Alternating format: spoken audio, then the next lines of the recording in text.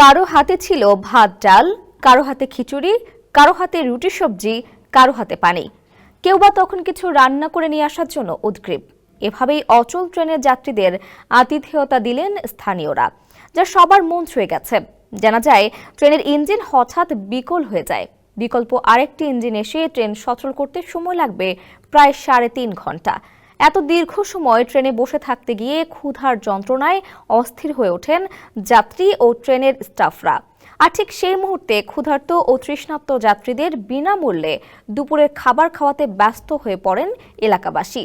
গেল রোববার চাঁপাইনবাবগঞ্জ ঢালারচর এক্সপ্রেস ট্রেনের ইঞ্জিন পাবনার সাথিয়ায় রাজাপুর স্টেশন পার হওয়ার পর হঠাৎ বিকল হয়ে যায়। ইডেন বে কক্সবাজার সমুদ্র সৈকতের উপর নিজেদের একটি ঠিকানা। মাত্র 5 লাখ টাকায় আপনিও হয়ে যেতে পারেন এই হোটেলের মালিক। স্থানীয়রা এ সময় যাত্রীদের সাহায্যে এগিয়ে আসেন। বিষয়টি নিয়ে ট্রেনটির টিটিই আব্দুল আলী মিঠু ফেসবুকে একটি পোস্ট দেন। পোস্টে ছড়িয়ে পড়লে পাবনাবাসীর প্রশংসায় পঞ্চমুখ হয় নেটিজেনরা।